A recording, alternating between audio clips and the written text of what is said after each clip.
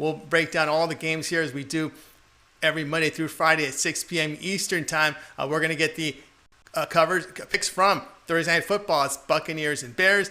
From college football, Tulane, Houston. Of course, the primetime action from Major League Baseball, Rays, Yankees, Dodgers, Padres. We'll have picks on those as well as football for the weekend. Well, let's go ahead and take a look here at the green room. We got a full guest list on today. We'll have Mitch will be part of our co-host. We got Rod, Dana, Al, Ninos, of course, Chris Ruffalo. We got Alex Smart.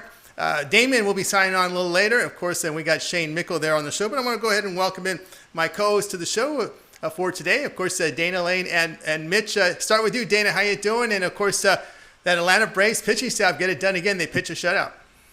I was just figuring out the numbers for them in the postseason. 46 innings, 57 Ks, ERA 0.98. That's the kind of ERA and team staff that you're going to need going in and facing a potent Dodger team, potentially. Absolutely. Of course, I know Dodger bats, some will say, well, the Dodger bats are a little better than the Marlins and Reds. What do you say, Mitch? I say I'm just hoping that we don't see a Braves-Astros World Series because that would really be a bummer. I think it's like, let's find teams that I really am not interested in watching. You got the Braves, would be the Braves and the Astros. But actually, it'd be interesting that they're just two totally opposite teams, too. Yeah, they certainly are. Dana, we've got a game in progress here, 9-4. Houston looking to eliminate these A's from the playoffs. Looks like we've got bottom of the sixth, maybe hitting the seventh inning in this one. Yeah, I told you before. I mean, what theater would be if the Astros and the Dodgers were able to get together for the World Series? You talk about the opposite of watching Houston and Tampa Bay. That is a must-watch World Series, and that might be exactly what baseball needs right now. But we were talking earlier. Greinke's got to be a little bit better for Houston. He's been bailed out a couple times. Laureano, of course, took him deep. Laureano's had 2 home runs today. But, early in the series against Minnesota, he got bailed out as well. I think he's the key for Houston. If he can turn it around and at least give you 5 innings of 2 earned run ball at least, I think the Astros are in a real good spot to make a lot of noise moving forward. Mitch, have you been impressed with the Astros? Of course, last night we saw the Dodgers, Kenley Jansen. I asked this to Dana, do you trust Jansen? We both said no, and look what happened last night. Yeah, I mean, that's what it is. But with the Astros, to me, it's like when I saw Altuve hit the ball the other way the other day for a hit, I knew that things were changing, for the Astros. And that, if he's hitting the ball the other way for hits, very, very hard to beat this Astros team. It just is. I mean, that's what they were missing all season long was Altuve, getting hits and, hitting to the opposite field. And that pretty much has been what's been driving this team for a few years offensively. And you get that going, and then everybody else starts joining in the party and, 2 home runs for Correa. And here you are headed to the, to the pennant. Absolutely. All right, guys, the drive-through. We got a lot of picks coming, so hang on. We're going to go ahead and get our plays coming in and bring in Alex Smart. You'll find him over at Pig Dogs Premium. I always call Alex Smart professional better first, handicapper second, because he pushed a lot of money through the ticket windows. Alex, how you doing today? Enjoying these playoffs? Doing good. It's really interesting. Mattress Mike continues to make some cash. So he can get his money back from last year, yeah. Yeah, that's right. Of course, Mattress Matt, he likes to pound on the Astros, but I think he's trying to leverage his money a little bit, right? Isn't he giving away furniture? Yeah, I think that's how he leverages it anyway. It's just a big promotion, yeah. So he covers his butt both ways. So I think he's fine. Yeah, he'll be fine. All right. Yep. And of course, watching this Atlanta. What's your thoughts here on this Braves team? They're getting the job done, but again, look at the strength of they drew the Marlins and the Reds in their first 2 series. Yeah, well, they did. And what was the question again? What was this question? I went off into another world. I just heard something behind me. I know you're looking for numbers on those football games, right? Yeah. I know. I was ready to pound one of those games, right? You're waiting for a number. Yeah. I know. You're 24/7 on trying to pound these bookies. But yeah, I was talking about your thoughts of this Atlanta Braves team. What you thought of them? They pitch well. They played the minimum. Haven't lost a playoff game to my knowledge, and they're doing well. No, they're doing well, and I didn't think there was any value here with them. And I was on them today, and The Marlins are just too young and too inexperienced. I don't care what they've done. You know, you got to remember this was a 60-game schedule, so we were getting ahead of ourselves in some ways and looking at certain teams maybe giving them too much credit. You know, it was a great 60-game run for the Marlins, and you know they made it to the playoffs, whatever that means now in this kind of situation. But you know, hey, you could just see the Braves are head and shoulders above this team, and even with the score here in this final game. Absolutely. All right, Alex, you're going to be taking a look here at the late night game night between the Padres and the Dodgers, and let's take a look here what the lines say right now. Current odds: we've got Dodgers favored here about $1.60 to $1.70. Total in this one. Let me pull up the total. Then I had the total up here, didn't I? Let's see. What do we got here on the total? With 9.5. 9.5, I think, is what we're looking at here. All right, 9.5 in this one. Of course, we're looking at Morejon, the lefty, the youngster on the mound here for San Diego. It'll be Dustin May, the young right-hander who's was used in relief thus far in the postseason. Then, of course, Padres looking to stave off elimination. How do you see it? Well, you know, it's a break for the Padres. They haven't always done all that great against lefties, so you know they get a righty to play to face here for a bit. The most important thing is I think Morejon is one of these dark horse kind of kids that can really bring something here. Like last night, okay, I'll just give you an example of what I'm trying to say here. What I'm trying to spit out is last night we thought, okay, Tatis got robbed, and and everyone was like, that's it, that's it. The Dodgers are going to win this series in 3. Well, I'm not so sure about that because from my point of view, I could see a really hungry, young San Diego team that didn't look beaten. And I could see them coming out here tonight behind Morejon. This kid's electric, by the way, 97 mile-an-hour fastball. I mean, he's not that big of a kid, and he just rocks with this stuff. He's got some nasty stuff. He's got a real nasty slider, a curveball, and I mean, he comes at you from a lot of different directions, and I think he's going to give the Dodgers, who are maybe ahead of themselves and looking ahead here, some problems tonight. All right, so you're looking here at the Padres in this one, Alex? Yeah, I'm looking at Padres, and, earlier on in the day, of course, we would have bet this. I mean, we would have got a lot better odds, but, now we're back to fair value again, and somebody knows where the money's going, and I feel the money rightfully tonight anyway, on the odds that we're looking at least, is maybe with I'm going to go back here a bit. Maybe with the Dodgers on fair value, but the Padres are my pick tonight. All right, I have to put that. Yeah, that's right. He says go ahead and take the Padres. Dano, your thoughts are on this Padre team. Showed a little life there at the end, but Kelly bailed out L.A. for the victory. Yeah, I don't know if you're going to see Joe Kelly tonight, but it is going to be interesting because if Gatterall gets in there, I mean, honestly, I think that's your closer of the future. I mean, this kid goes in there and throws 100 miles an hour and can't be any worse than with Jansen. I can't tell you how many times, and you brought up yesterday, Tony, about how many times you've been on the Dodgers, especially -1.5, and in comes Jansen, and it's first and second, nobody out before you even know it. And, once again, Joe Kelly had to bail him out as well.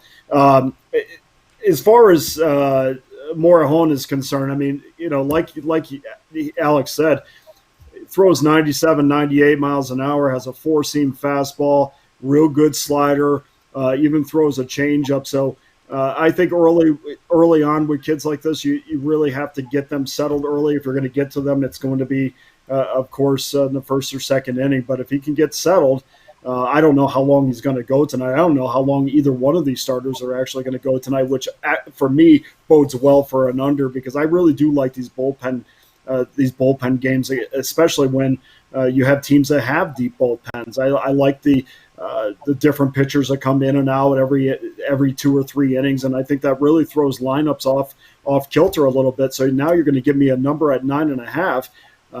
That to me is interesting as far as going with the under. But I think you're going to see a Dodger team that is going to come out, focused. I think they're going to win this series. I think, May pitched 2 innings of relief in game 1. I think he's going to be sharp. I think this is going to be a pitcher's duel tonight. They're going to get within that 9.5, probably about 7 runs is what I have, but I think we're looking at an under. Mitch, what do you think here with May on? He maybe could go 4 or 5, and then you're probably looking at our boy Urias and then Gonzalez. They're probably just rotating pitchers every other day. Yeah, May was a pleasant surprise, I'd say, for the Dodgers. Since opening day when Kershaw was scratched, and they put May in. He pitched well, and he's pitched well all season long. Doesn't look like the conventional pitcher. Looks more like a reliever, from appearance wise, and certainly the way he throws too. Guy throws hard, man. He is a good pitcher. Make no mistake about it. He might have bozo hair, but man, he's no clown on the mound. That's for sure. And Morahone on back to him. We haven't seen him throw more than an inning or two so far this season. We did see him get rocked a few times in spots, but I tell you, I've made a lot of money over the years on these Cuban pitchers. I mean, they really know how to develop the pitchers over there in Havana. And the thing is that a lot of people, they don't understand that, and there's usually tons of value on these Cuban pitchers. And we had, how many of these guys remember El Duque when he came over for the Yankees? I mean, he's unhittable, right? And then they moved him into middle relief later in his career, in Chicago. The problem is you're never really sure how old or how young these guys really are. He's listed, 1999 his birthday. That could mean 2010, with these Cuban pitchers, just like, with El Duque, it was the other way. You're not really sure. We don't know how old Aroldis Chapman is. I mean, it is how it is, This is, if you look at the Cuban baseball players around the major leagues, the White Sox, first baseman, the MVP this year is going to be a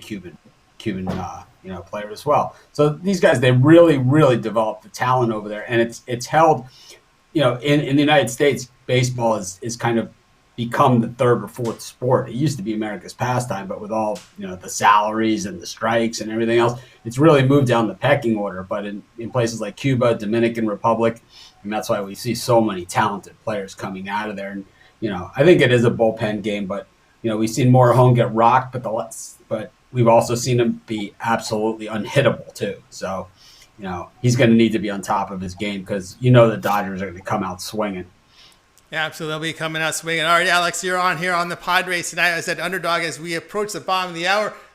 Big weekend coming up here. What do you have going on over at Pig Dogs Premium? Plenty of college football. I'm on a nice run with college football. I'm 7-1 in my last 8, and hopefully I rock it again this weekend and really make some big profits for everybody who follows me. And, of course, the NFL. The NFL wasn't so great last week, so I'm looking for a bounce back. All right, I'm looking for a bounce back here from Alex Smart. Check him out over at Pig Dogs Premium. You'll see him at the top of leaderboards. He does great work there. All right, Alex, have a great weekend. Enjoy the games, and we'll talk with you tomorrow, next week. Take care. Bye-bye. All right. Yeah, all right, buddy. Alex Smart here on the drive-thru. Guys, still a lot of picks coming. We got Thursday Night Football, both college and NFL picks for you from Thursday night. I want to take a look here, guys, at this game, Oklahoma and Texas. Red River rivalry, 12 noon Eastern. That opened Oklahoma 2.5. We're seeing some 2s and 1s out there. Total 70, high total here at 72.5. Dana, both defense ailing a little bit. Yeah, I mean, it's going to be interesting to see how the Longhorns come out. Of course, they were upset last week against TCU. They fumbled the ball away at the 1 yard line. So that's important to understand that as well. I mean, what should have happened is they should have walked away with a squeezed out a victory. So, think about that when you're going into this week. Don't just say, well, they lost to TCU. How are they going to beat Texas? But this is a team offensively that still has put up 153 points this season. That's their most through 3 games since 1947. So this offense is going to put up points for you, and you only have to lay 2.5 against Texas. They're probably not in a very good mood. And honestly, this is about whether or not Spencer Rattler is going to have a good second half. He's been fantastic in most first halves. Then he comes out in the second half and he's, less than stellar. So it's always been a tale of 2 halves with him this season. You'll have to watch that as well. Maybe there's a halftime opportunity to bet this game. And this is the first time that Oklahoma has headed into this game unranked in the first time in like 15 years. So I think Oklahoma, you're going to get the best effort out of them. 2.5 is not a lot to lay for me. What do you think, Mitch, on this rivalry game? Well, it's really not the same without the deep-fried Snickers and deep-fried Oreos at the Texas State Fairgrounds. Me and the Puck Dogs had an extensive conversation about this on the morning show a few days ago, and I'm sure before the game time we'll have a few more.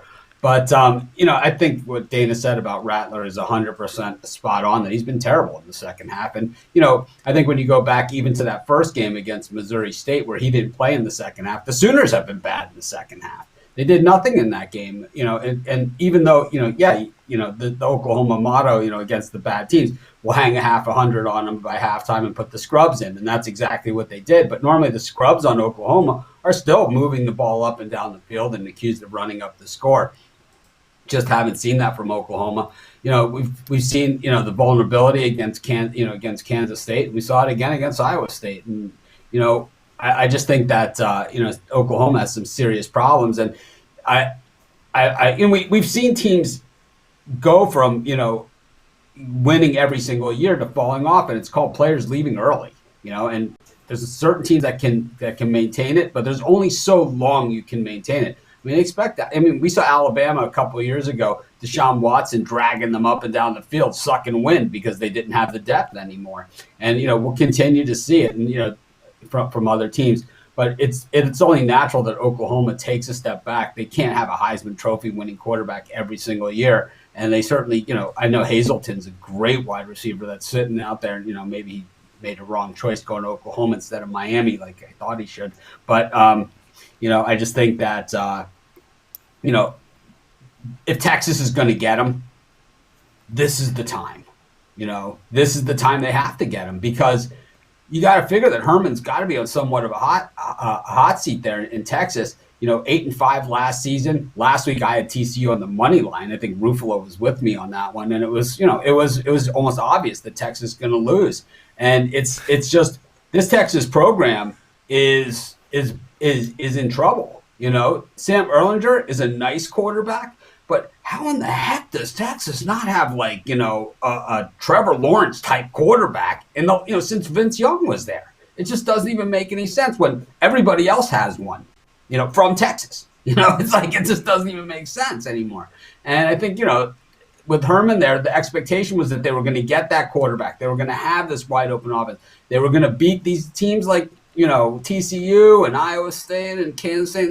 This in the great Texas team. Those teams are an afterthought. It's this game, and the winner of this game plays in the playoff or the national championship game, and that's not going to happen. And I think for Herman, he's got to beat Oklahoma, and this is his best chance. I agree. Okay, Mitch and Dana join me here on the drive-thru, guys. A lot more picks coming, so hang on. We're getting one right now. So let's go ahead and bring in one of the pick dogs. We'll welcome El Nino's to the show. El, how you doing? Must be smiling. Things looking good for LA on the hardwood and on the diamond. Looking good everywhere. Yeah, it's a good year to be a LA fan. Yeah, there's no doubt. A really good year to be an LA fan. Of course, what's your thoughts here with Jansen, huh? You think it's time to switch the closer? It's time to do something. It's really cost us a couple bucks on the run line a few times this year. And, he's a good pitcher, don't get me wrong, but yeah, he's definitely getting smashed this year. All right, you're going to take a look at the like button you should smash. That's right. Like you like smashing, you should smash. Absolutely, guys. Here's a team you like, the Raiders. You're going to be looking at this Raiders and Chiefs game. We're seeing KC favored 11. It was 13 yesterday. I saw 13 and a half. Yep. It's come down to 11. Yep. Total sits here at 55. Of course, it's tough. Look, when you look at the Chiefs' schedule, tough to play, the Ravens and Patriots in back-to-back weeks. Raiders coming off a loss. How do you see this one? Well, I see a couple of things here. I see the Chiefs having the best offense in the league. Know where to start with these guys. You got Mahomes, Hill, Edwards-Helaire, Kelsey, Watkins, and then a few other good offensive weapons as well. They got off to a very slow start last game, but finished strong. They scored more points in the fourth quarter. Both teams actually combined scored more points in the fourth quarter than they did in the first three. And so I'm going to take a bold prediction here and say they get off to a better start this week. And, the Raiders have some pretty good weapons on offense, too. Ruggs, he's been a little banged up, but he practiced in full on Wednesday, so should be good to go for this one. Waller's coming off a huge game. And I expect another good one out of him here. Carr's going to have to throw the ball a lot in this game, so I expect him to target those two a lot. and I do expect some big plays out of those three. And I guess what I'm trying to get to here is I'm expecting a lot of offense and a lot of points being scored in this one, so I'm taking the game to go over the total with 55.5. All right, El Nino says take over the total with the Raiders and the Chiefs. And, of course, Dana, this Raider team, you're out there in Vegas. What's the word on this team? I know that their issues have been defense.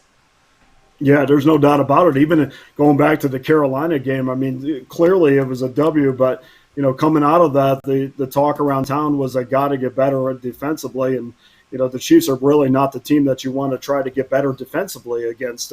As Al mentioned, Henry Ruggs was at practice. Trent Brown was at practice today, so that's good. You get some depth at the right tackle position. But in order for them to stay in this game or even have an inkling of winning this game, they have to win the turnover battle. They have to force turnovers. So if they don't do that, even if it's even, they have no chance of winning this game. Still maybe to be able to stay within the point spread for perhaps, but that's going to be more, I think, because Kansas City's inability to kind of crank back up again, as you mentioned, after playing New England, after playing Baltimore in big time primetime spots, and now they have to play the Raiders. And yeah, it's a division game, but this is a team that they've handled quite easily over the years. I will say this for Derek Carr. I mean, there's nothing on the roster right now. But for Derek Carr, these are the types of games where you have to start winning. Otherwise, the Raiders have got to look elsewhere for a franchise quarterback, because Derek Carr, let's face it, just has not won on a consistent basis against teams that he probably shouldn't beat. And that's how you elevate yourself and your team to the next level. But I think this is going to be a little bit of a letdown spot for Kansas City. I think you're going to get the best effort that you possibly can on the Raiders, because let's face it, if the Raiders lose this game, the division is in theory it's over. It might be over right now anyway, but at least they still have some hope. And for me, the Raiders have to be better than they've been offensively against Kansas City. In fact, I don't have the numbers in front of me, but the point differential between these two teams have not even been close. So two things: move the ball, especially on the ground, and they have to win the turnover battle. Not get even. They have to win the turnover battle in order to stay close in this game. And just to clarify as well, if I said it wrong, I thought I said it wrong in my head. Texas has scored 53 points, which is the most that they've scored in we'll throw that away. Oklahoma lost to Iowa State, not Texas and TCU, if I mixed that up earlier. But anyway, I just wanted to clarify that. It is clarified. Which is not clarified at all now. All right, Mitch. Of course, we saw that the Chargers hold the Chiefs at 20 points through 4 quarters. They give up the field goal in the overtime. We saw Belichick with a pretty good defensive plan against KC, but the Raiders just don't have the personnel or maybe the brain power to do this. I don't know if they have the personnel or brain power, but we're going to find out, because leave it to Bill Belichick.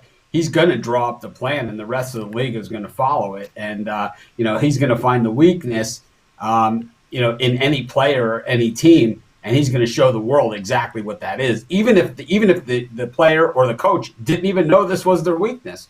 And we saw what it was. It was the bull rush up the middle, that you sweep Mahomes out of the pocket, not on his own will, but on your will to push him, one way or the other. He's not quite as effective. And you saw the Patriots even went to man coverage on these Chiefs receivers to do that. And it was like, hey, we can get away with man coverage because this guy's not nearly as accurate when we're rushing him out of the pocket. But it's got to come from straight up the middle, and I don't know if the Raiders have the players to do that. They're gonna have to blitz to do that, and that could create problems, because that will probably leave Hilaire open, and he's not a guy you want to really leave open. It's because this guy is really good after the catch. He's good before the catch. He's good after the catch. He's good with the football in his hands. Not as good without the football in his hands, but good with the football in his hands, and that is going to create some problems. I think Al hit it on the head. The Raiders are going to have to try and run with them in spots, and that's usually not a good idea either. But man, crazier things have happened. This is a rivalry game. I mean, make no mistake about it. And Gruden, of all people, knows that. Yeah, they certainly do. All right, Al, you are on the over in this game as we hit the bottom of the hour. You have pretty good football numbers at Pig Dogs. What do you have going on at Pig Dogs Premium? Yeah, got to play on the side and total for the Thursday night football. And yeah, still haven't made any plays for Sunday yet, but we'll be getting to them. As All you right. said, there's a big move on this line. And yeah, still trying to get some numbers where I want them to be. A few of them maybe I should get on pull the trigger on, because I see a couple of them slipping away too. So take a good look at them tonight for sure. All right, Al. It's always great having your show. Have a great weekend. We'll talk to you next week. All right, have a good one, guys. All right, everybody. Al Ninos here on the drive-thru, guys. Still a lot more picks coming. Matter of fact, we're going to get one right now from Dana as we're going to look at the Thursday night game between Tampa Bay and Chicago. We're finding the team on the road here, Tampa, laying about 3 to 4. Total sits at 44.5. I know it was reported Dave Mack looks like he's going to play, but of course Tampa Bay, both the teams at 3-1. The quarterback switch to Foles really didn't work out the way they hoped. But how do you see this one, Dana? Well, I mean, I really like the balance on this Tampa Bay team. I mean, obviously their record is, indicates that they've played well so far this year. And of course, the one loss against the Saints. But other than that, last week was the first week that I really looked at them and said, this is as good as this offense has been all year. And I think that they will continue to that tonight against Chicago. The Bears are 7th in total defense, which might scare some people away. We see that total coming under just a little bit, but keep in mind that was against the Giants, that was against the Falcons, it was against the Colts, and that was against the Lions. And I would hope that your defensive ranking would be good after 4 games against those teams. The Bucs gave up 31 points to the Chargers, who were 22nd in touchdowns scored. So on that side of the ball, I'm not too excited about getting Tampa Bay or Tampa Bay's ability to stop Chicago's offense. And one area of concern, obviously, is the injuries for Tampa. With the loss of Chris Godwin, Mike Evans he's going to be a game time decision. He's going to go out and run around and see if he's going to be able to play, which I expect him to see him on the field. I know Leonard Fournette was listed as questionable early in the year. Listen, if Scott Miller is a guy that you got to rely on, one of the things in handicapping, we take a look at the top guys and say, geez, if you're out or you're less than 100%, that really is a check mark against that team. But, if you go a little bit deeper, I mean, there are guys behind every player that are looking to prove themselves. And, Scott Miller's a guy that runs a 4.340, and he runs really good routes, and he's extremely quick. So I don't know. I mean, Brady's a guy that's been making average receivers look great for a very long time. So I'm not going to put too much emphasis on the Tampa Bay injury issues, but I do like this game to go under or go over the totals and over the total. And I do expect Nick Foles to be much better. Of course, we've said this in previous shows that the difference between start 1 and start 2 is the biggest leap probably all year. And I expect to see that for the Bears tonight. So both of these teams, I think, are going to go up and down the field. I don't really trust either one of their defenses. I think 44.5, although it's a fairly large number, I think we're going to get over that pretty easy. All right, Stan Lane here coming in with the over in this one. And Mitch, your thoughts here on this Bears team now with Foles under center? Well, Foles seems to be a better reliever than starter. We've seen that throughout his career, and so I never thought he was the answer. We knew Trubisky wasn't the answer. I criticized that draft choice before they ever made it, and I have not wavered one bit on that. And I just think that they traded way too much to move up for a guy who there's no way can lead this team to a championship.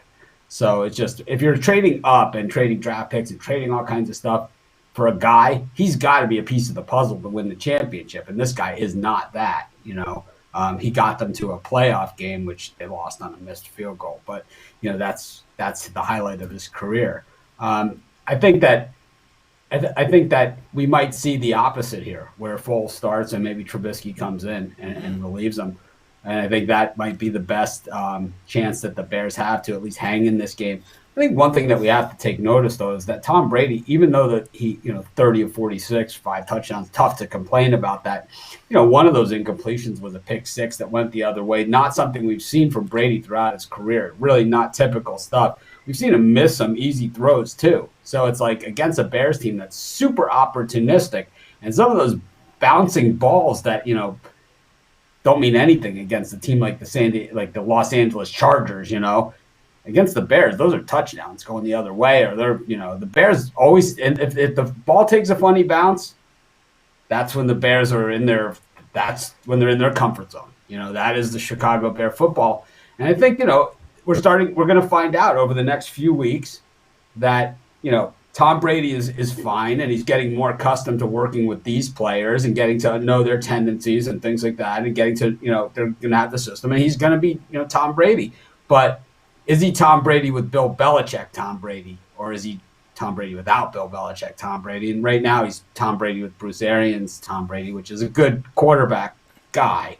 But, yeah, the Tampa Bay running game, it's not like, Bill Belichick always found a way, to give him some support with the running game. I'm not really seeing it here, Jones had 111 yards last week, but I believe they're in the bottom 5 or 6 teams in the NFL in rushing the football, and you got to be able to rush the football in the NFL if you're going to go anywhere. Yeah, and of course help the quarterback along with that run game. But Dana, going on your side here has been the red zone execution for the Bucs, second best in the league. Of course, that's Brady. Yeah, and all those things bode well for the over. I mean, I hope they can't run the ball. I hope they have to throw all day long. I mean, that's again. I mean, last week was the most balanced that I've seen them. But I do expect them to get better. I wonder how the injuries are going to affect. But, it's a good point by Mitch as well. I mean, it doesn't matter where the points come from. I mean, if the defense causes these points, that's great. It's going over the total. And you have to factor that in as well when you're handicapping. I don't think it's, this is going to be the cleanest game we've ever seen. Of course, if you're Chicago, you don't want it to be, because if it's not a clean game, it probably favors them. But certainly, to me, for what it's worth, the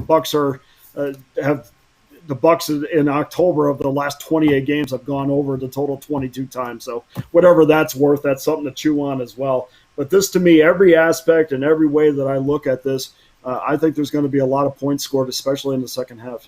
All right, it's Dana Lane here on our drive-through show. A lot more picks coming. Dana, as we just passed the bottom of the hour, we see you top of the leaderboard. It's a really good baseball season. We're into football now. What do you have going on at Pig Dogs Premium? Well, like we talked about yesterday, I mean, I take a little bit to make sure that when I'm putting out plays that, you back me with your money. So I need to make sure that the work I'm putting behind your money is, every bit as much as I would put into a baseball selection. So last week was the first time that we really jumped in 6-1 in college football, 3-1-1 in the NFL. An incredible weekend. We expect, of course, to do that again. We have a college and a NFL package that's up there right now. Combo package seems to be pretty popular. And, of course, you can get NFL or college football individual packages as well. But we're just going to keep on rolling. I mean, it's baseball was great, and now I'm scared to death because now I got to jump into another sport and, start making sure we make money 365 days a year.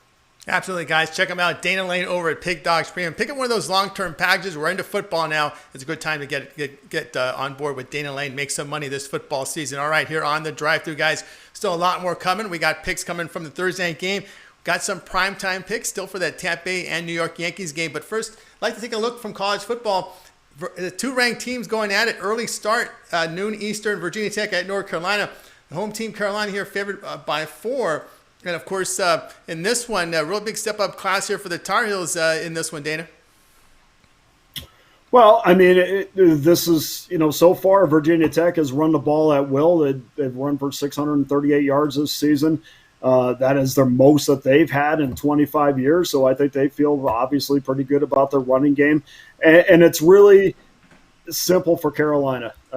Get ahead in this game, stop Khalil Herbert. And if they can do that, that 4.5 looks like a number that they can certainly cover.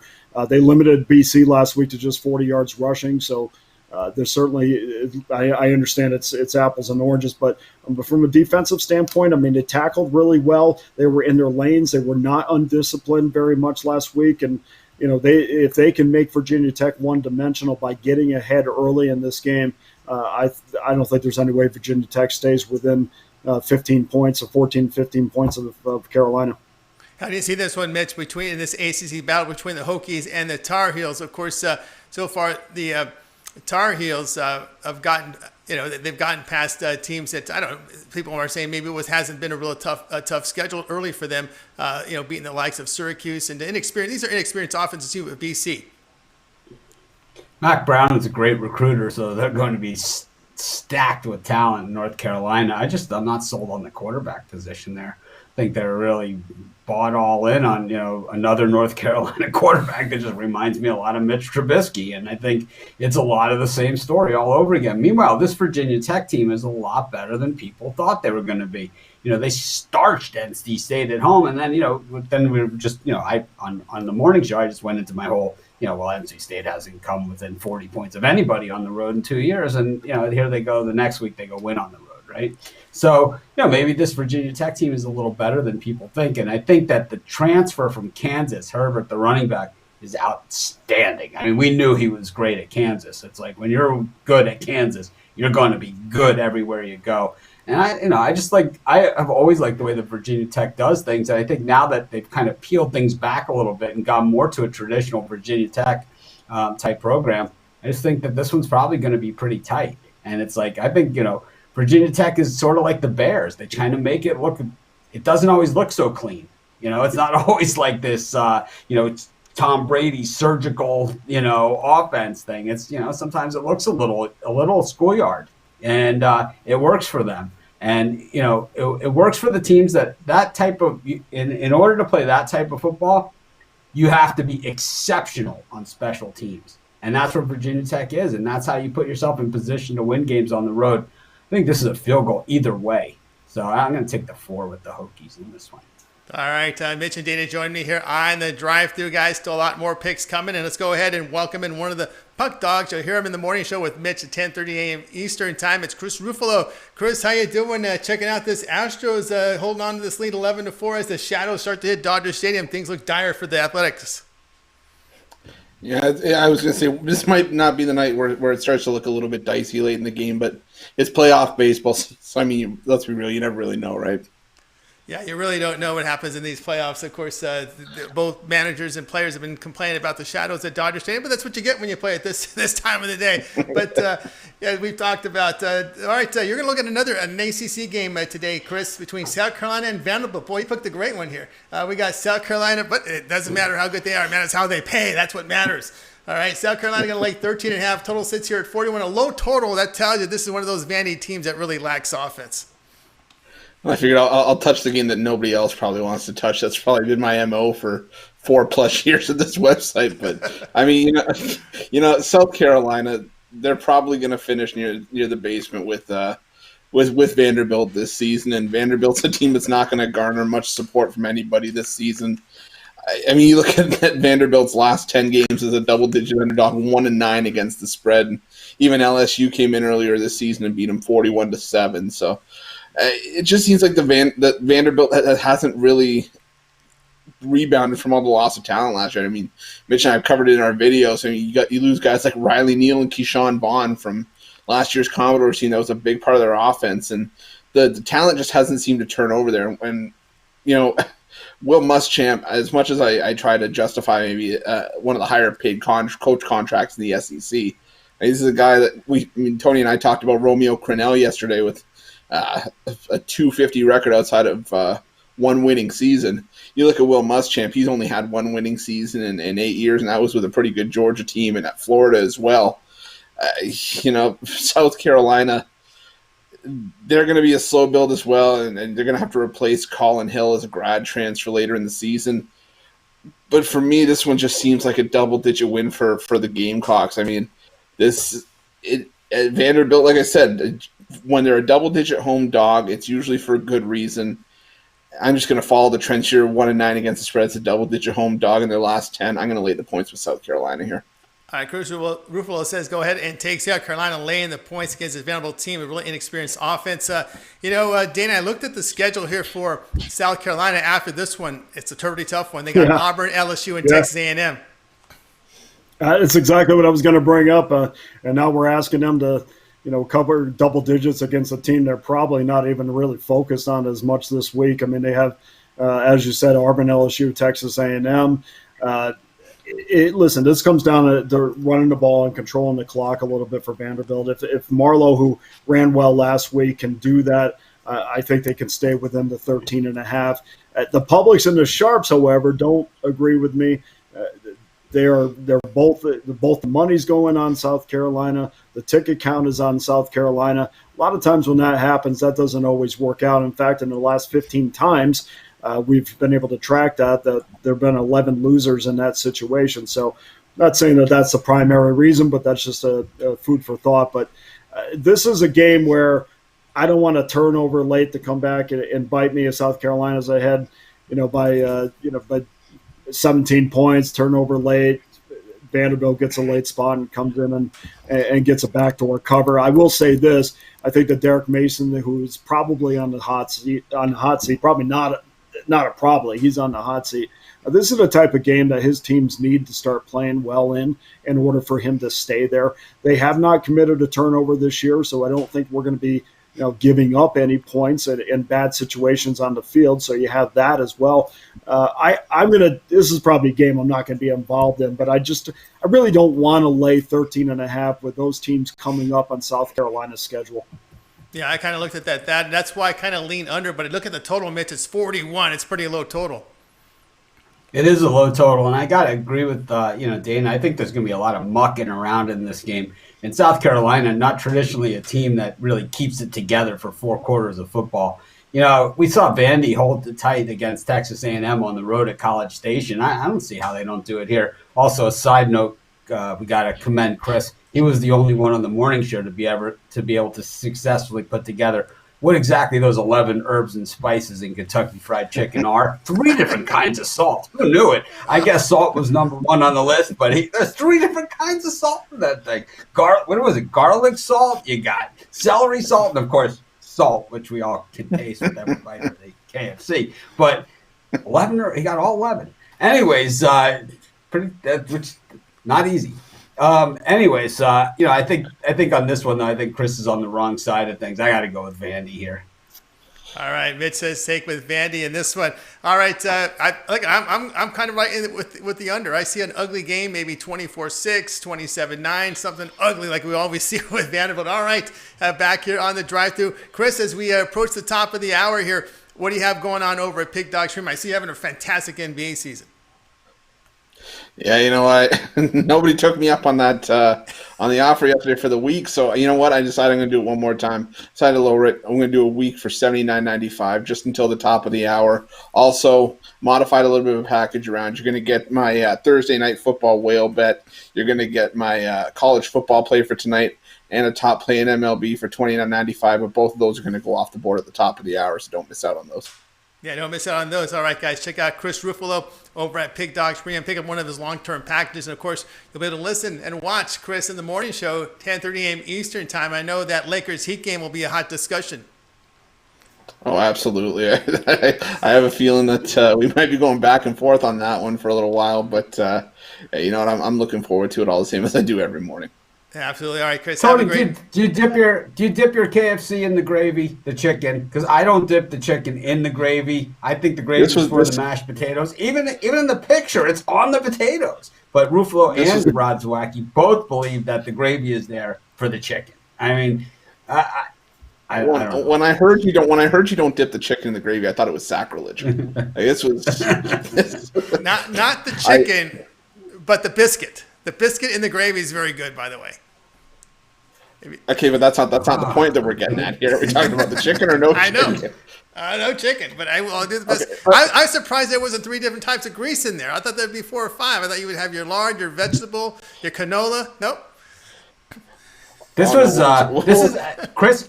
On that biscuit and the gravy, that was the same look that Rod Zawacki gave when we asked him if he ever deep fried a Pillsbury cinnamon roll. That was the exact same look that he gave. That's not a bad idea. You lost me for about 10 seconds. I just visualized it, and all of a sudden my brain was just trying to reconnect with the conversation. It's county. You know, as you can tell, it's county fair season in the United States. By the way, so we're bringing up all these state fairs everywhere. Trust me. I'm well aware. The discussion, the words deep fried Oreos came up about 2 or 3 times, and And again, I lost focus at that point. It's just like, wait, what game are we talking about again? I got to ask Dana, have you ever tried one of those deep fried Twinkies on Fremont Street? I don't try anything on Fremont Street. I try to drive right around there, but no, I don't know if deep fried Twinkie is a metaphor or it's actually something that exists, but no, I have not. I drove by downtown yesterday, and it was. I'm telling you, just as a side note, and because I was not prepped for this KFC discussion, but I will say that Vegas downtown was absolutely buzzing for the first time in quite a while. And I also will tell you this: when there was a bucket of KFC sitting on the table when you got home, it was going to be a good night. It was either KFC or a big thing of pizza. It was going to be a freaking good night in the Lane household. Little did I know it was just because nobody wanted to cook. Yeah, Dana, I can assure you, deep fried Twinkies are a thing. They're legitimate, and do not miss out. I didn't know Mermaids is gone, and that's where who had the deep fried Twinkie and the deep fried Oreos. They had both those at Mermaids, but now they're gone. There was a strip club next door, so I didn't know if there was a deep fried Twinkie dancer in there. Oh God! Oh, no, I should have figured that's where that was going. We'll have more. We'll have more food. You do realize I can't have a deep fried Twinkie or deep fried anything anymore, at least for 24 hours after hearing that. Now I gotta cleanse. Oh, all right, Chris. Have a good night. We'll watch you tomorrow at 10:30 with Mitch and company. Thank you guys for having me. Have a good night. All right, that was our buddy Chris Ruffalo here, back here on the show. Guys, I want to take a look at this college game in the Big 12. Texas Tech and Iowa State. Big line here for Iowa State, 12.5. I know Bowman is listed dealing with a shoulder injury, but his backup didn't look too bad there, Dana. No, I probably won't be involved in this game because I don't know where either team is mentally. I mean, I talk about that from a mental standpoint, probably one of my first or second things that I do when I handicap games. I don't know where the Cyclones are after their big win. Of course, they're in a good spot, but I don't know how that equates. And of course, I don't know where Texas Tech is after dropping a overtime game to Texas. I still have not figured out either one of these teams. But I will say this, what was impressive about Iowa State is not so much the W, but the fact that they came back in a series that, normally they would just go away and die after being down by 11 points, but they came back and won. That tells me a little bit about Matt Campbell's team, that I can rely on them even if they're down. I think 12.5 is a lot of points, but, is Texas Tech going to be able to stop Breece Hall? I don't think so. I think he's going to be able to get a ton of yards on the ground. I see this as a really tight game going into the fourth quarter. Iowa State adding some points late to just barely get over this. I see this as a 13 or 14-point game, but it is really important for Iowa State to be able to run the ball, because the better that they can run the ball, the more you keep the high-octane offense of Texas Tech off the field. I think they're going to do that. It would definitely beat Iowa State or nothing for me in this game. Mitch, how are you looking at here Iowa State laying this number here off that win against Oklahoma? Well, I have a philosophy that I stick with, and it's first Dana's, which is, if I don't really have an opinion, there's plenty other games out there for me to bet. And I see better opportunities than this game. But, if it's a Big 12 game, if all else fails, take the over. I mean, it's like, I'm not an over player either, but it's like when it comes to the Big 12, 9 touchdowns is nothing. It's really, that's 2.5 quarters of football, really, for a Big 12 game. And I can see the Texas Tech defense, usually a sieve, getting carved up in this one, and, usually probably willing to air it out.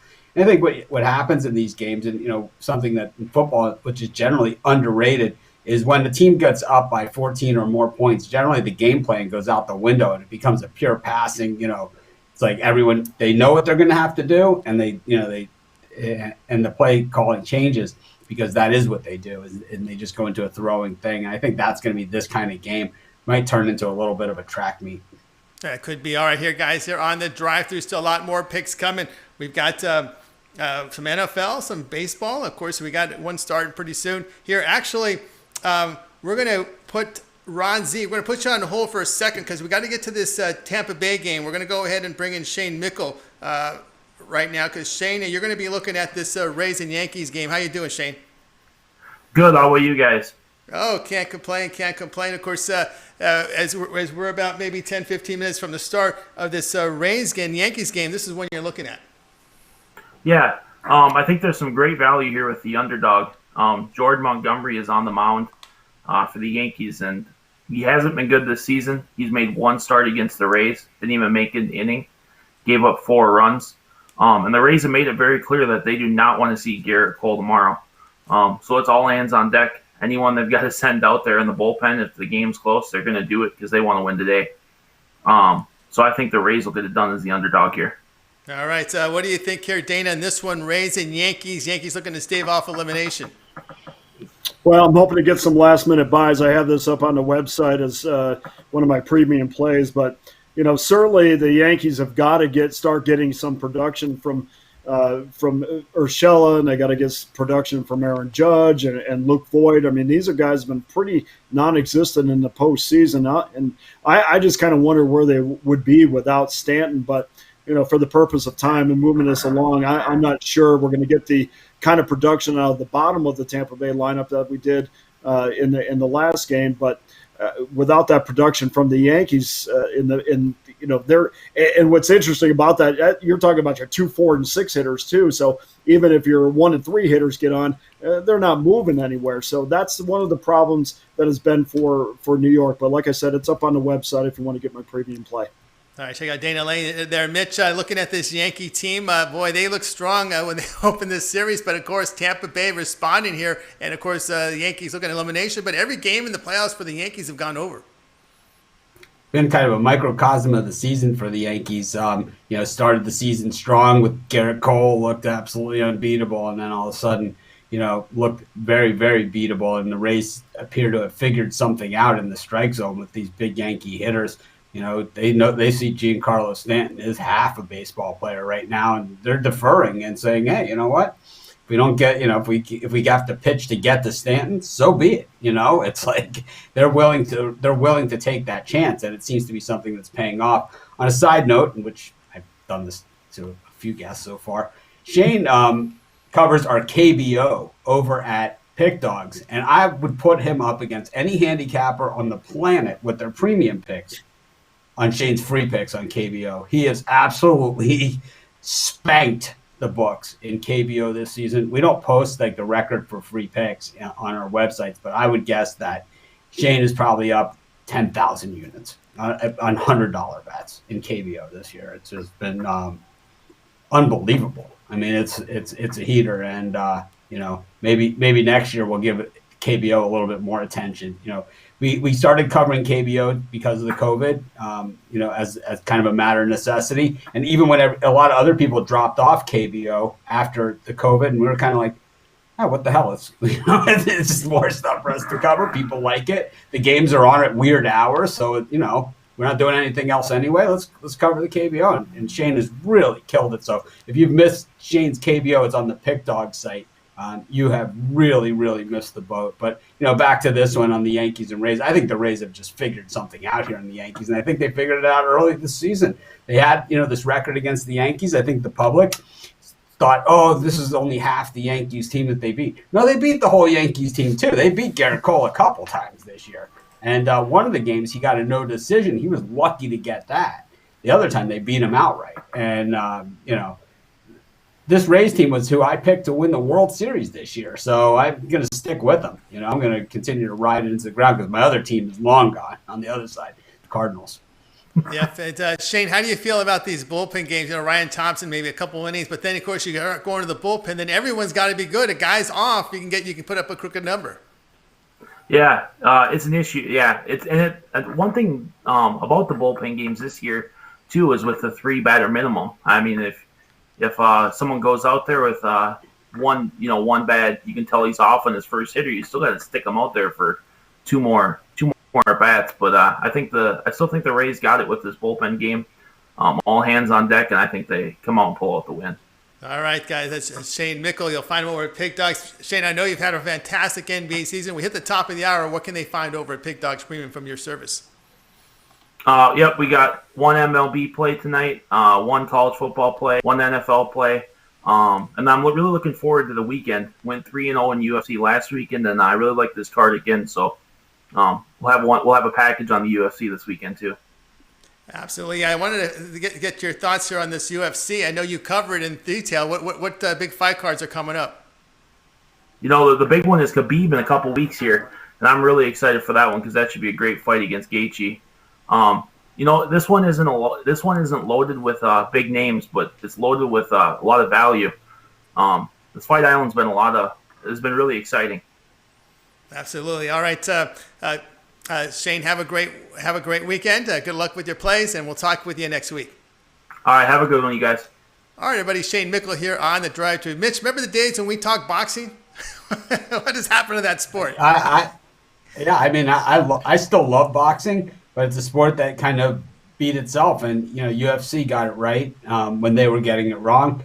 And I think, you know, even through the COVID stoppage and everything else, once again, UFC got it right, boxing got it wrong. And it was like, I think what happened to boxing was, you know, something that we used to talk about all the time is that, you know, there's an entire generation of potential fans out there that never saw Manny Pacquiao fight because every single one of his fights was on pay-per-view for $100 a fight. And it's like they missed every single one of his fights, you know? And I think when you put all of your superstars on all those fights and you don't have Friday night fights, you know, you have Friday night fights, but it's not like the old Friday night fights with Howard Cosell where Muhammad Ali would take on, you know, Jimmy Young or something. You know, we've lost that. And boxing has lost that. And until we see a fight like, you know, the Garcia against Spence fight or something like that on free TV, you know, on CBS Sports Spectacular, Bazooka Lamone and you know, Bobby Chacon. It's like, hey, you know, our barrel jumping got canceled this week. What are we going to do? Call Lamone and Chacon, see if they're willing to go. It's like, yeah, they'll go. Right? It's like, I mean, how many Saturdays did you watch that? Boom Boom Mancini, and you know, it's like we just don't have that anymore in boxing. And you know, boxing is, you know, it's still one of my very favorite sports, but just you know, it's kind of lost its way. Yeah, a little lost its way. I remember those days back in the day at the Hollywood Reseda Club and, of course, Olympic Auditorium. There were some great fights there. All right, continue here on the drive-thru. More picks still on the way. Let's bring them in. We got more college football to cover. It's Rod Zawacki. You'll watch him and listen to him on the morning show with Mitch and company. Rod, how you doing today? You're like me. You're pretty upset at Kelly Jansen. Oh, yeah, definitely. That was ugly yesterday. Yeah. You know, what's that dilemma for the Dodgers? I think that was my only second time this year actually betting on the Dodgers. I bet them once and they won. This is the second time. I usually try to stay clear of the public favorites. It's a lot of time it's death. Yes, it can be. And of course, we're going to be looking at college football here, Ron, with Temple and Navy. Temple making their 2020 debut as a favorite on the road against Navy. Of course, Navy's had really some downs games. We saw that loss they had in the opener, and then of course they were beaten by Air Force. But Temple making their debut. They're known as a defensive team, although they're having to replace a lot of stars this year. But they're favored in this one. Yeah, Temple's finally going to play their first game of the year here. Navy, what we've seen so far has been pretty awful. They've looked good for one half of football so far this year. And can you take a whole lot of solace in that they came back against Tulane with the way that Tulane's defense really is. So, anyways, for Temple here, they're returning on offense. They're returning Anthony Russo at quarterback. And he's going to have a couple of returning receivers to catch the ball. You got Jordan Blue, 95 catches last season, 1,067 yards receiving. You also have 6'5" senior Brandon Mack, who will be a good receiver for him to throw to. And you also have Raman Davis, who led the Owls in rushing last season as a true freshman. I think he'll step up and have a bigger year here. And the Owls, I know they did lose some guys on defense, but usually that's their strong point. I think they'll be ready to slow down the the offense of Navy. And looking at the Navy side of the ball, their offense definitely has struggled this year, but it's kind of like a rotating quarterback. Morris didn't play last week; he was sick, so he'll be back in this year. But he's having trouble running their option offense. And then I also look at Navy's coach, and I quote: he goes, "We have big concerns for us. We're not a physical team right now, and we're coming up playing Temple, and Temple's always a physical team. This team over the years is probably the most physical team in our league," is what the Navy coach is saying. So for me, the play here, I got to take Temple. Give me Temple and the points. I know it's their first game of the year, but I think Temple can run the ball. They're being bigger. They'll be able to run the ball, control the clock against Navy, which will open the passing downfield for them. So for me, you got. I'm going to go Temple here. Give me Temple minus the 3.5. I think they have no problem. Dana, Dana, Navy used to have trouble with some of these physical teams from the bigger conferences here. We'll see how Temple does it here against Navy. Of course, Navy with those 2 bad losses this season. Yeah, well, Navy got to the point where they weren't having too much problems moving the ball against the likes of Notre Dame from year to year. But besides that, I in this particular game, I do want to see more of Dalen Morris. Like he said, I mean, he had to come back win against Tulane. I don't know how much you're going to put into that. I do like that 3.5. If I can get 3.5, he's a much bigger passing threat than Gosselin is for sure. So it would be Navy or nothing for me. It's not the most attractive game on the board, but for the purpose of having an opinion, I like the 3.5. Mitch, this Temple team, as we've seen in the past, really physical, but having to replace I believe it's 4 starters back on defense, and of course, it's a team that can really pound the football. How do you see this one? I see. I think for me, Temple is a more physical team. They're also a year into a new coaching staff. After last year when Manny Diaz was going to be the head coach, then he wasn't the head coach, and it was kind of a last second thing. And it's like whenever you have that, you have to kind of find your feet and build a base and come back. And I think Temple's done that. Navy just looks terrible this season. They look terrible. I know they had the big comeback against Tulane, but I don't care. This is the worst Navy team I've seen. Navy needs to have a quarterback that can really steer the ship there, and they just don't seem to have that right now. And, even worse than that, their tackling is just piss poor. And it's like, if you can't tackle, you can't win. I always say the team that blocks the best and tackles the best wins the game. Navy does neither of those two things well. I think they're in trouble against a Temple team that's probably going to look a lot bigger than them on the field as well. On a side note, Broncos-Pats game rescheduled for Monday. Broncos and Pats. Of course, the Patriots missed practice on Wednesday and Thursday. No practice for them there, so we have another Monday game. So we'll have another doubleheader, which many people I think will enjoy. All right, Rod. I like it. I'm okay with that. Rod, we see you over at Pig Dogs Premium. As we just passed the top of the hour, what do you have going on? We just passed what I had left on the card at the top of the hour. But I got one game up for tomorrow. I got my NBA Game of the Year tomorrow available at the website. You can get it right now for $24.99. All right, guys, check out Rod Zawacki over at Pig Dogs Premium. Pick up that NBA play. Big one tomorrow, Heat and Lakers. And, of course, you can catch him on the morning show, 10:30 a.m. Eastern Time with Mitch and company. And, of course, Rod, as always, great to have on your show. Have a great night, and we will talk with you tomorrow. Good to be here. See you in the morning. Have yourselves a good night. That's and we'll see you in the morning, Mitch. The morning show there with Mitch. It's it's a different show, Mitch, but you guys have fun with it. We do the best we can. I mean, none of us are professional broadcasters. We don't pretend to be. All of us are opinionated, and all of us can take a good ribbing and dish it out at the same time. So we have a good time with it, and I think our audience seems to enjoy it, and really that's the bottom line. And we give out a lot of winners. So I think sometimes we get a little too sidetracked. Our audience will let us know that, but at the same time, they forgive us because I think Brian Bittler's missed 2 of these primetime games. Brian Bittler has only missed 2 on the prop bet who's going to score the first touchdown on all the NFL primetime games this season. He's only missed 2. I mean, when Sam Darnold ran the ball 47 yards down the middle of the field, Fittler had that as his first touchdown for the game. Sam Darnold is like, who the hell calls that? He had Noah Fant, in the first game with the Broncos. He's had them all. Nice. It's been an amazing run that he's been on, with these first touchdowns. All right, here on the drive. There's still more picks coming, guys. I want to look at this game here with the Giants and Cowboys. Dallas laying 9.5 to 8, depending where you shop. Total sits here at 54. This is a team here. Both teams struggle defensively, Dana, but Dallas obviously has a better defense. Yeah, but their defensive line has been absolutely decimated. Sorry, I meant the better offense.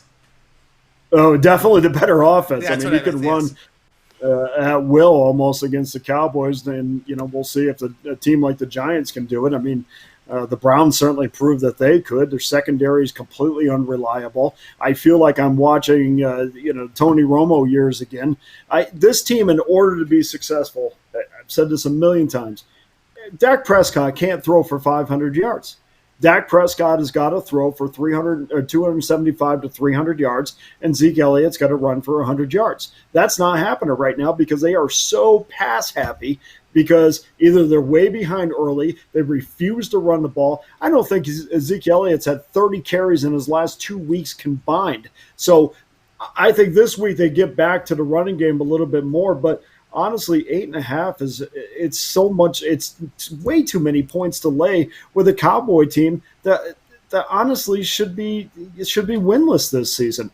Tyron Smith is out for the year for Dallas. He might come back later in the season, but you're looking at Terrence Steele, who was a college free agent, is going to play left tackle for the Cowboys, and man, up and down that lineup. I mean, Sean Lee, who's always hurt. Jalen Smith, who is probably he's a man on the island out there that's got to do it all. This Cowboy pass rush was supposed to be way better.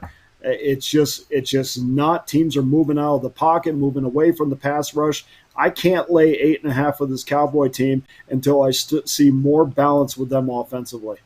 Mitch, it looks like the Cowboys lost one of their offensive linemen to an injury again. So they're not the same O-line that we've seen the past couple of years.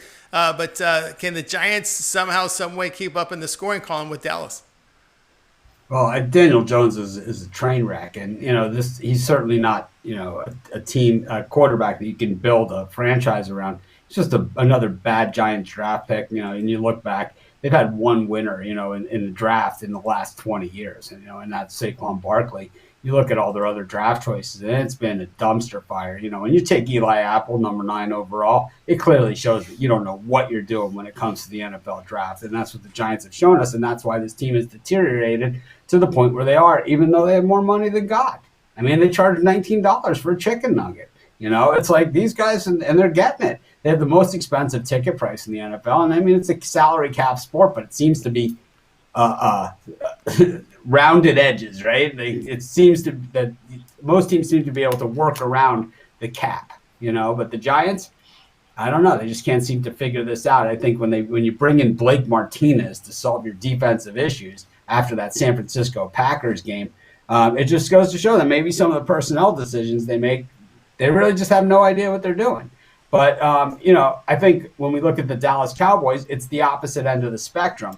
It's let's spend big on a couple of guys. And if you're going to spend $20 million on a wide receiver, he has to be the best wide receiver in the NFL. He has to be the best wide receiver on your team. And Amari Cooper is neither.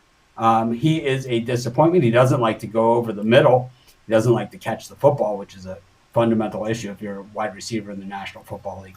I think the CeeDee Lamb was a great pick for the Cowboys, a lot better than I thought he was going to be. I think these Oklahoma wide receivers in general, a little soft, right, because they come out of that Lincoln Riley offense. But we've seen Brown in Baltimore played well, and we've seen Lamb looks actually really good. I'd like to see the Cowboys, I'm not a fan, but I would like to see them try to maybe run some jet sweeps with him the way they used Deebo Samuel in San Francisco. I think that Lamb can do a lot of those same things. I think if Lamb is big enough that you see him coming around the end, there's not going to be too many defensive backs that are going to want to step in the way of him, in front of him either. So I don't know. I struggle with the Cowboys. I picked them last week against the Browns. I knew in the first 5 minutes I was a dead man. I knew it. It's like I just knew it. They weren't going to stop the run, and you can't stop the run. You can't win games. I think the Cowboys are in big trouble, and I think the way they hold on to head coaches, maybe you see why Mike McCarthy's not in Green Bay anymore. All right, this is the drive-through here. I'm joined by Mitch and Dana as we have more picks coming up, and we're about ready to bring in another capper, and we're going to bring in Damien Sauce. You'll find him over at Pig Dogs Premium. Dana, how you doing today? I'm doing good, real good. All right, very good. Looking forward to tonight's football games. Yeah, there's some football games tonight. Of course, that Thursday night NFL game. And, of course, we're going to be looking at the game here kicking off in about 15 minutes or so. Tulane at Houston. You're going to be looking at the total here with Houston about a 6.5-point favorite, total around 58.5 in some places. Of course, Tulane's, 4 games on their belt. Houston has had some bad luck here with the COVID postponements. Yeah, this will be Houston's first game in the season. When you look into this game, Tulane last week put up 66 points against Southern Mississippi. They ran for over 200 yards against Southern Alabama and Navy. However, Tulane's very one-dimensional. And I think the main reason for that is their quarterback play. As a team, they're only completing 44% of their pass attempts. And although Tulane is deep at running back, they're going to be without their best running back in Tyjae Spears. And I don't think they're going to have the same success running the ball against Houston as they have in their previous opponents. Houston is a team that wasn't very good defensively last year, but they're returning 93% of their defensive personnel. I expect them to be much improved on that side of the football. And, I think Houston, as you mentioned, is going to be the first game of the season. I think it's going to take a little bit of time for that Houston offense to get going. I do like Houston's quarterback, Clayton Tune. He did get 7 games under his belt last year after De'Aaron King decided to take his talents to South Beach. So I do like Clayton Tune, but as I mentioned, first game of the season, Dana Holgerson's air raid offense is going to take some time, I think, for that offense to get going, and I like the under in this football game. All right, you like the under in this football game. I know, Dana, you're looking at a side in this one, right? Yeah, I mean, it really comes down to Michael Pratt getting a whole week of practice. I think with that being said, against, it was mentioned that, Houston was 124th last year in total defense. Yes, they're returning guys, but they're also returning guys that were 124th in total defense. So, yeah, they're going to be improved for sure. Getting a touchdown is pretty attractive to me. Believe me, there's a lot of other games on the board this weekend that I will dive into a little bit further. But for the sake of playing this game tonight, I think the freshman's going to have a pretty big night and keep this game close as Houston kind of tries to get into the football season, as we should say, because they obviously haven't played at all this year. Mitch, what do you make of this Houston program with the coaching change to Holgerson? Of course, last season's 4-8 finish with King pretty much redshirting. Since Dana Holgerson left Oklahoma State, we've been waiting to see the Dana Holgerson offense that he had at Oklahoma State, and we haven't seen it. We did not see it at West Virginia, and we did not see it last year at Houston. So, he is the offensive guru, but, Oklahoma State went through about 4 offensive coordinators after him, and they all seem to be able to do the same thing. So maybe this guy is a little bit overrated. He definitely has something to prove, because I don't know the specifics of his contract, which is pretty bad for me, because normally I know exactly what all these guys are making.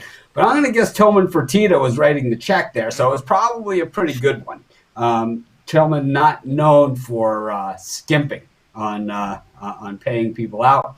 So, expectations are definitely going to be there in Houston. I'm just not so sure that, facing a Tulane team that, has a few games under their belt, they know what it's like to blow a lead. And, you could either harp on that, or you can call it a learning experience. And I think Tulane, maybe they did have that learning experience. But like I said, Holgerson's offense, if it's not running efficiently, man, you hang your defense out to dry. They are on the field a very long time.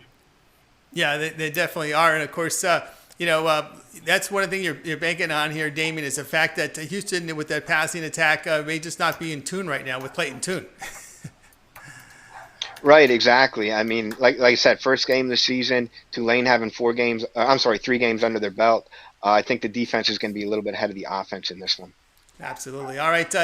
Why don't you let us know, Damon, what you have over at Pig Dogs Premium? We saw you off doing really well up at the top of the leaderboards as we passed the top of the hour. What do you have going on at Pig Dogs Premium?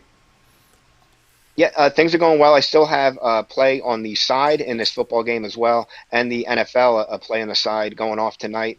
And I'm really looking forward to this Saturday college football card, 5-0 last weekend, and I'm looking to keep that going this weekend, obviously.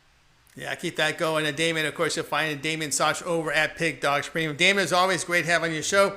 Have a great weekend. We'll talk to you next week. Thanks, guys. Take care. All right, everybody. Damon Soch here on the Drive-Thru Show. All right, guys, we'll look at this Panthers and Falcons game that will go off on Sunday from the NFL. Going to get a quick look at it here. The Panthers really have surprised some people. They've been able to win some games. They were getting about a couple of points in this one, and I saw 1.5 in some places, but they've been competitive in 2 of the 3 games. Of course, we know the issue with Atlanta, just an all offense, no defense team. They're going to be on the short week. We saw Julio Jones have to leave in that first quarter in that loss to the Packers. So real desperate team here in desperate times for Atlanta, Dana.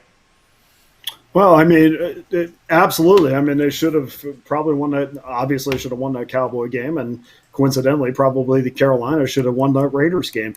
But for Carolina, I just see them getting better defensively. Of course, they're young. If you go up and down their lineup on the defensive end of things, I mean, there's a lot of room to grow, and I just think that they're going to get better. They're certainly on the upswing. They're getting a lot more pressure on the opposing quarterbacks. They allowed 67 points in their first 2 games. They didn't get a sack in either of those games, but since that point, they've only given up 37 points in the last 2.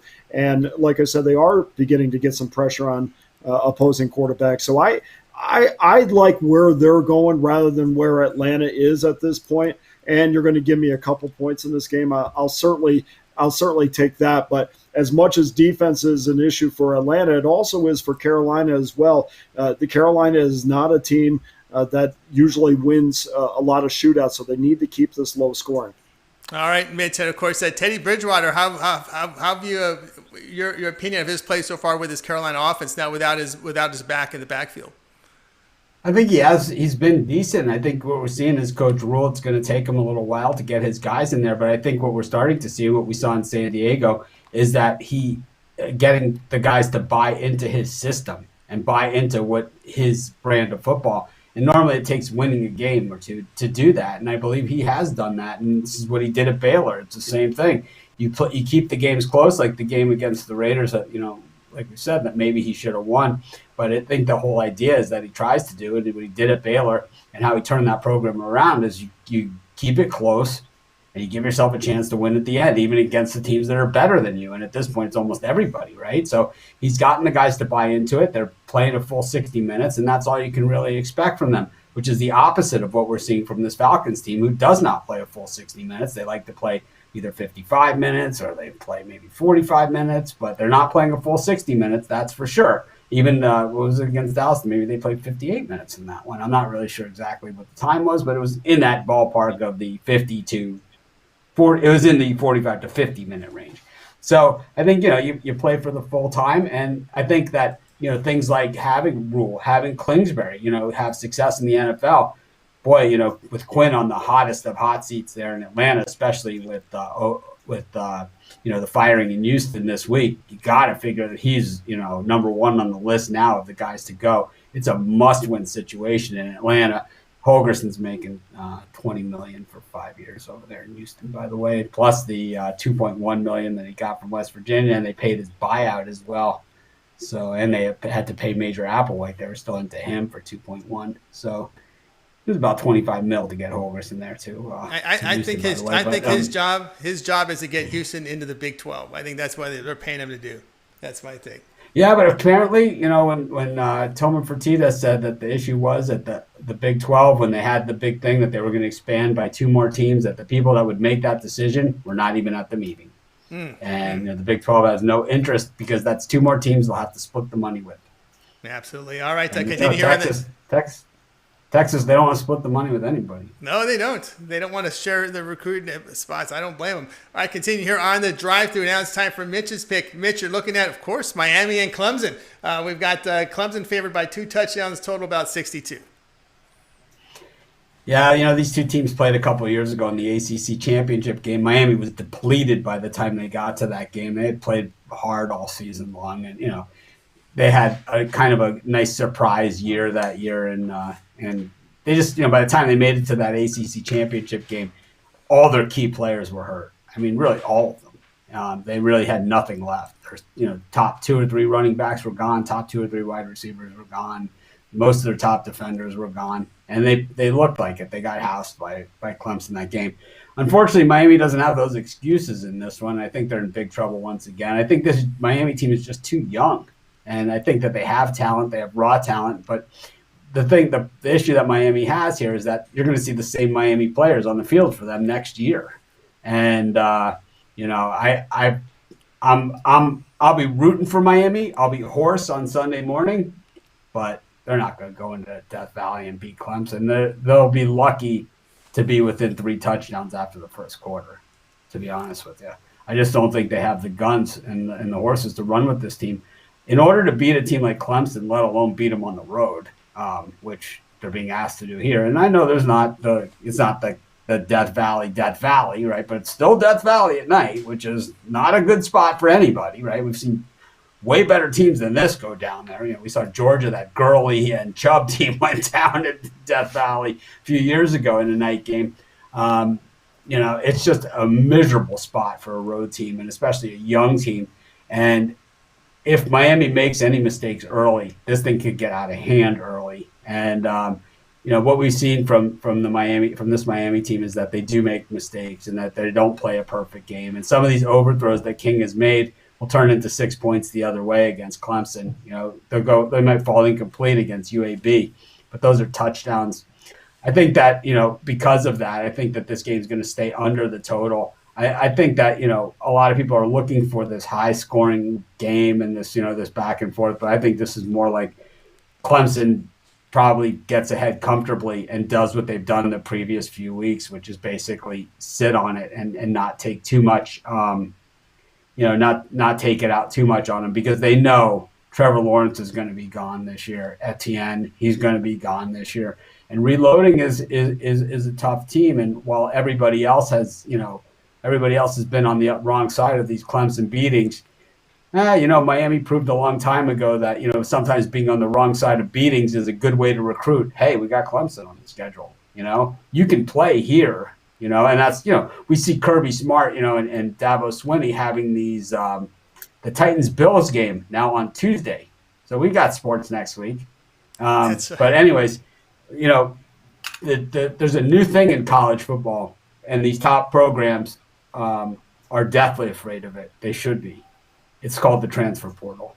And it used to be, the guys would have to sit a year. Now everybody gets the exception, right? Everybody gets it. Justin Fields didn't wait a year at Ohio State. No one's going to wait now, the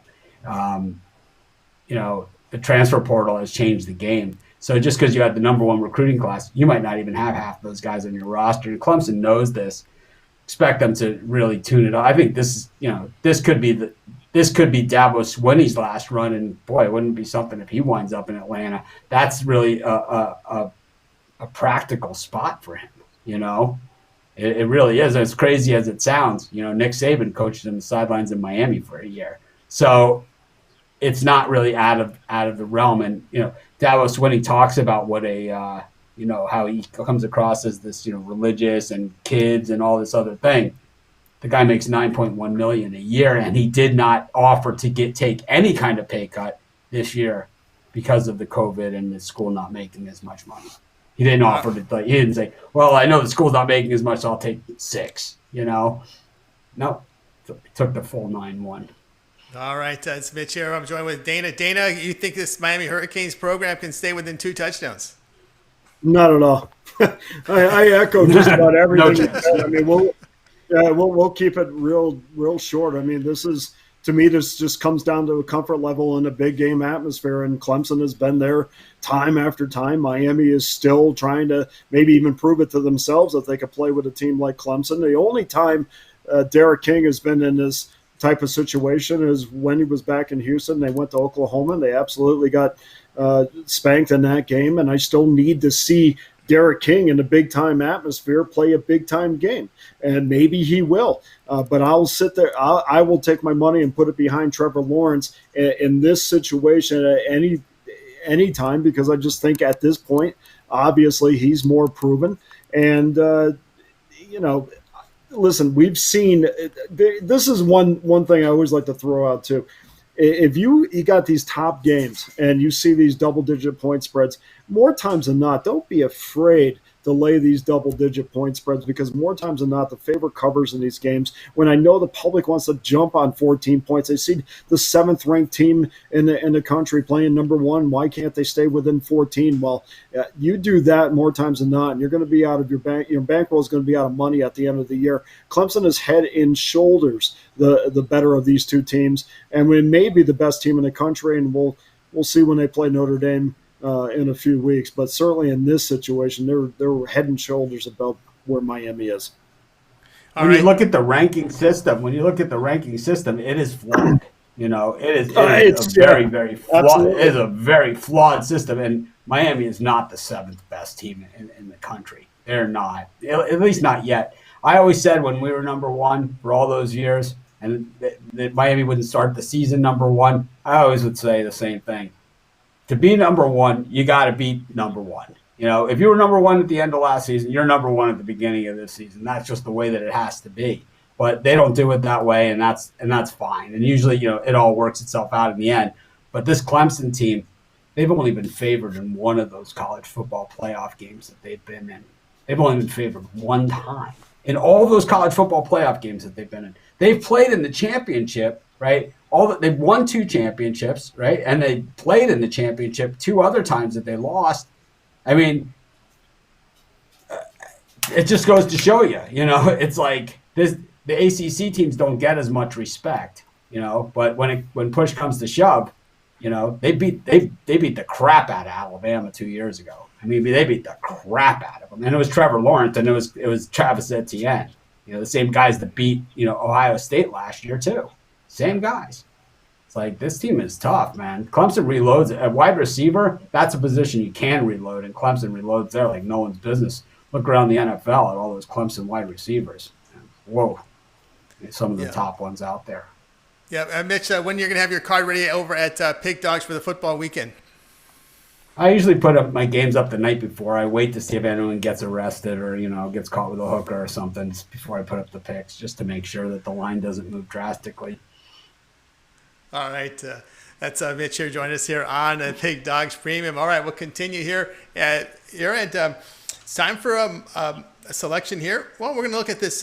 We looked at Clemson, Miami. Now we're going to look at this game here with the Colts and Browns was on our list here. I wanted to look at this line here. We've seen the Colts favored on the road by about a point and a half in this one. And Cleveland's a team that, they play a little improved football, but I'm a little concerned here about this Colts. The Colts defense has been great, but the schedule hasn't been too difficult, but the offense has to get moving a little bit. How do you see this one, Dana? I'll be quick on this one because this game's going to go up on the site as well. I still need to see the Colts go on the road and cover a game. Even going back to last season, they really have not been a team that you want to put your money behind on the road. Now, I do know that Nick Chubb is going to be out of the game, but we should see plenty of Kareem Hunt, who, by the way, did appear in a Pro Bowl at one point. He looked pretty good against the Cowboys as well. The Colts are definitely not my side in this one. I'll take the 1.5, but I will have a total on this on the website. All right, total on the website from Dana Lane. Mitch, your thoughts here on this Cleveland and Colts game? You got, the Cleveland Browns have shown some offensive improvement, but that's that Colts defense played well, but again, not against strong competition. I always say, you got to look at the way the whole organization from top to bottom. You guys, most people know I'm a Dolphins season ticket holder. I don't go to any of the games, obviously, but it's like you want to talk about a team. You want to know why they don't make the playoffs. Be on their email list, and when they talk about parking or something, it's like what? It starts at the top and it goes all the way to the bottom. I think the Colts have been pretty well run recently. I think Frank Reich was a great hire as coach, a few years ago, and out of Philly. And look at Philly since he's gone, and look at the Colts now. And I think you look at the best trade of the last entire year. They only gave up one first-round draft pick for DeForest Buckner in an era where the guy who got fired this week gave up 2 number-1 draft picks for Laramie Tunsil. I mean, this is how you become a contender, is you get a defensive lineman that can play like that. And the reason I was going like this is Tulane picked 6 for the touchdown. Yeah. They got Clayton Tune again. Houston went for it on 4th and 4. And then a lot of coaches would say just knock it down in that situation. But Tulane decided to go against the best advice, picked it off, and just ran it right down the sideline for an easy touchdown. I think the Colts are just a tough customer. And, we saw them go into Chicago last week, and, you could call it an easy schedule or whatever, but Chicago was a very public dog in that game. People saw Chicago getting points at home against the Colts. Man, if Phil Rivers doesn't throw interceptions, he's pretty good. And it's like, we know that, the Cleveland pass rush is, really lights out, just ridiculous. But here's a guy with the quickest release since Dan Marino, and maybe this is where it comes in handy. I think this Colts team is playoff ready. It's due. I'm not so sure Cleveland is. Yeah, that's the thing. I'm always worried about that run game behind Rivers. When he had LT, it was effective. When he lost LT, they couldn't even run for 4 yards a carry. And right now, that's where the Colts are at, 3.5. They lose Mack. And I always worry when the run game doesn't work, then Rivers tries to do it too much on his own and makes mistakes like Clayton Tune here did. We got pressure up the middle, just threw it up for grabs, and it was a pick 6. Dana must have loved that, plus the 7. I did. Running to the line. For sure. I loved it. I'm with you on this one. But Houston running to the line, playing this hurry up offense. This is going to be one of those games. But I just think the Colts are a playoff ready team. I'm just not sold on the Cleveland Browns, and I think it'll be interesting to see if Buckner can get that center push against Baker Mayfield. I think if you can rush the passer up the middle, and create that surge in the middle of the defensive line, it just changes games. You look at the best teams of all time; they always have a great surge up the middle. Even Bill Belichick defenses, it's like, and you look at the Ravens defenses over the years and the nose tackles and the defensive tackles that they've had. I think Buckner was that was just the trade. If Laramie Tunsil is 2 first-round draft choices, this guy's 6, Yeah, absolutely. We got an update here. Yankees won zips. They've got a home run off Thompson, I believe. And this Thompson looked a little wild there. Some of the Yankees dancing around home plate here. So we'll keep an eye on this one throughout the night. And, of course, Mitch will have a halftime show, right? The halftime show, halftime of the Bucks and Bears?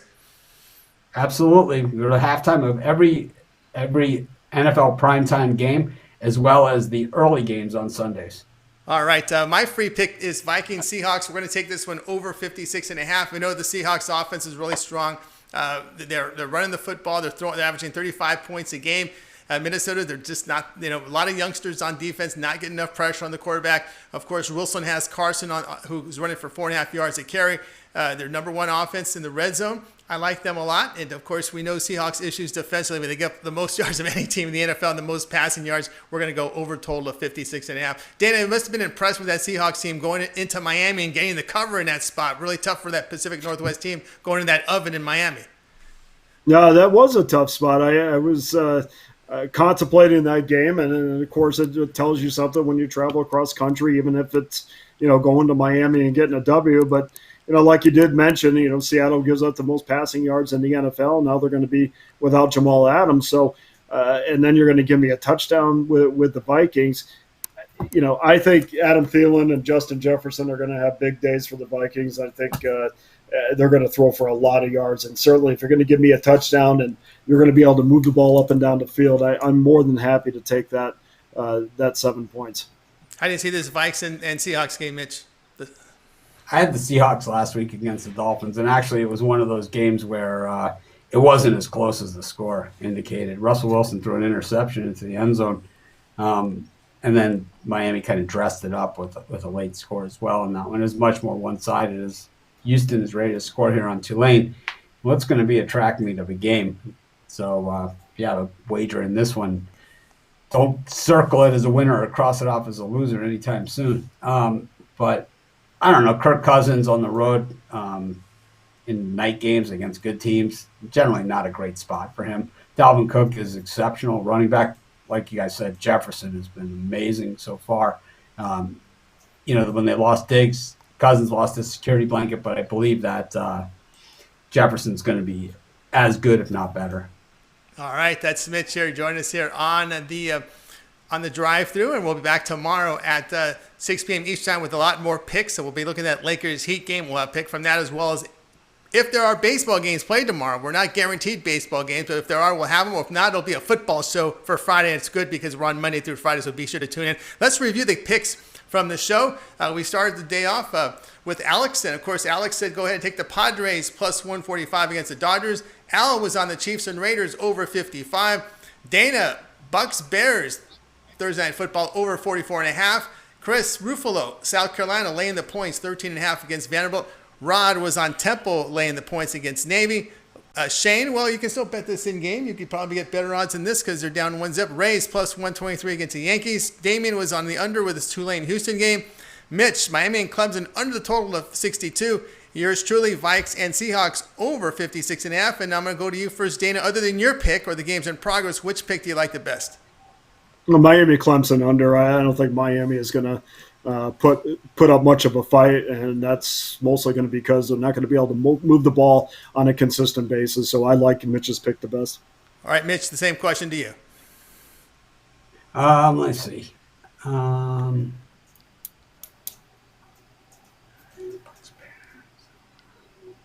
I think the Chiefs Raiders over 55. All right, he goes Chiefs Raiders over the total of 55. All right, guys, this was the drive-through. Be sure to tune in tomorrow at 6 p.m. Eastern time. We'll have a lot more picks for you.